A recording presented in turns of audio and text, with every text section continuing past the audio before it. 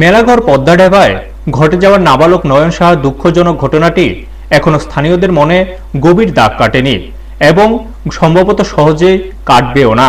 ঘটনাটির তীব্রতা ও মানবিকতার পরিপ্রেক্ষিতে প্রতিবাদ ও ন্যায় বিচারের দাবিতে দফায় দফায় থানা ডেপুটেশন দেওয়া হচ্ছে। গতকাল বামপন্থী যুব সংগঠন অভিযুক্ত দুলাল সূত্রধরের দ্রুত গ্রেপ্তারের দাবিতে মেলাঘর থানায় ডেপুটেশন প্রদান করেছিল।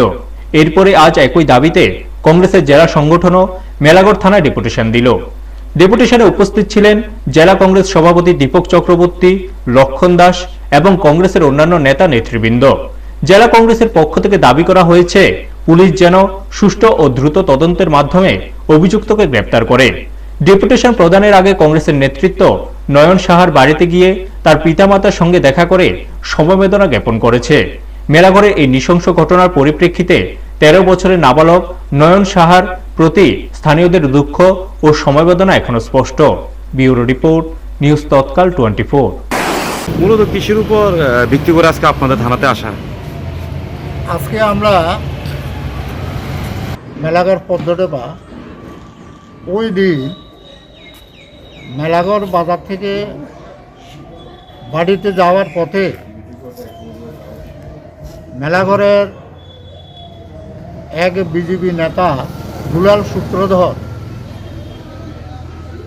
ওনার বাড়ির সামনে 13 বছর বয়স্ক নয়ন সাহাকে ব্যাপকভাবে বিনা প্ররোচনায় একটা সেগুন এর কাঠ দিয়ে প্রচণ্ডভাবে মারধর করে, যা নাকি অকল্পনীয় এই ঘটনা। এর পরিপ্রেক্ষিতে নয়ন সাহা ব্যাপকভাবে